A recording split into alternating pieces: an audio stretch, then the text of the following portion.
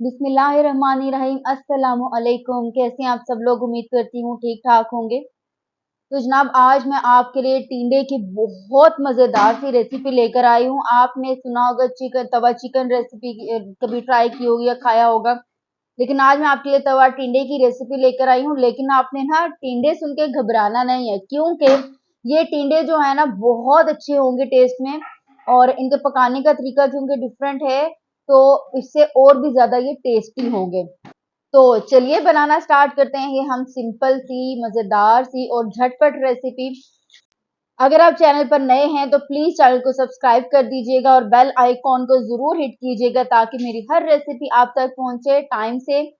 एक और आपसे छोटी सी रिक्वेस्ट है कि प्लीज रेसिपी फुल देखिएगा, स्किप के बगैर देखिएगा। स्किप अगर करते हैं तो उससे हमें बहुत ज्यादा नुकसान होता है, हमें फायदा होगा अगर आप हमारी इस रेसिपी स्किप किए बगैर देखेंगे।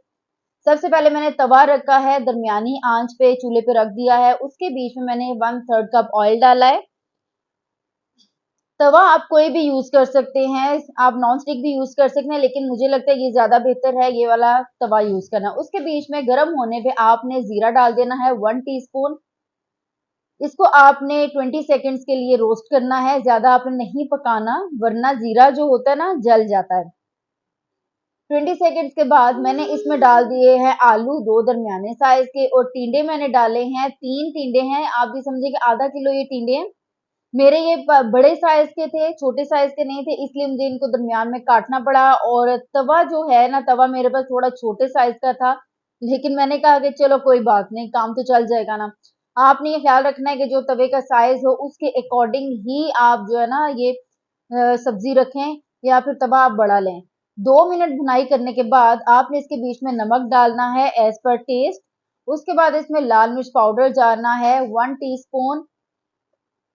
आप चाहें तो लाल मिर्च पाउडर स्किप कर सकते हैं या फिर क्वांटिटी कम कर सकते हैं। कुटी हुई लाल मिर्च जाएगी 1/2 टीस्पून। उसके बाद इसमें जाएगी जी कलौंजी 1/2 टीस्पून। कलौंजी आप ट्राई किया करें, जरूर ऐड करें।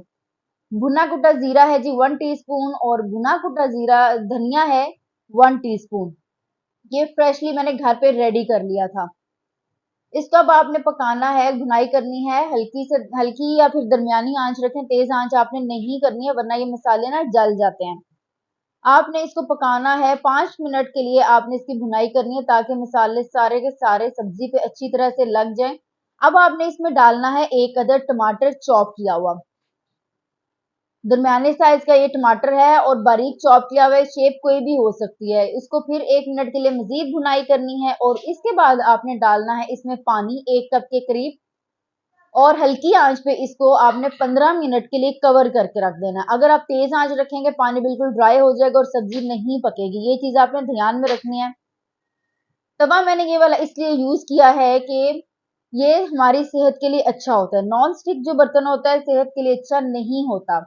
चलें जी, 15 मिनट गुजर चुके हैं। 15 मिनट बाद मैंने इसे अनकवर किया है और पानी तकरीबन तकरीबन ड्राई हो गया है। अब मैंने इसे थोड़ी सी तेज आंच करके इसका पानी बिल्कुल ड्राई कर लेना है, अच्छी तरह से ड्राई हो जाना चाहिए इसका पानी। आप चाहें तो इसमें जो आलू और है ना टिंडे, इनके थोड़े थोड़े छोटे साइज भी कर सकते हैं, लेकिन मैंने इसमें बड़ा साइज किया है क्योंकि ये एक आइडियल चीज होती है, आइडियल एक स्टैंडर्ड होता है।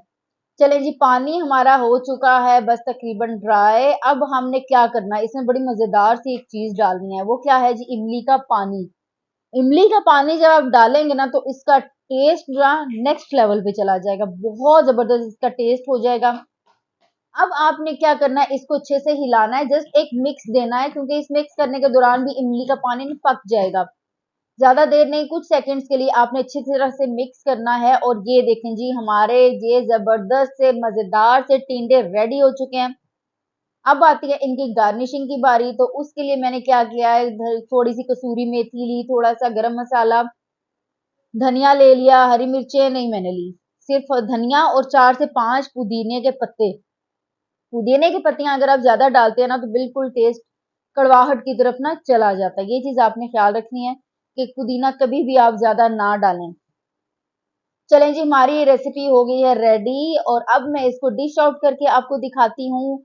बहुत ही टेस्टी है, आप दोपहर के खाने में इसको बना के खा सकते हैं। और इसका जो टेस्ट है, नॉर्मल जो टिंडे बनाते हैं उससे बिल्कुल डिफरेंट टेस्ट है। आप ये रेसिपी मेरे कहने पे ज़रूर ट्राई कीजिएगा, मुझे कमेंट सेक्शन में ज़रूर फीडबैक दीजिएगा। मुझे दीजिए इजाज़त, मुझे दुआओं में याद रखिएगा। अल्लाह पाक आपकी ज़िंदगी खुशियाँ बढ़ाए, बहुत बढ़ाए। इजाज़त दीजिए, अल्लाह हाफ़िज़।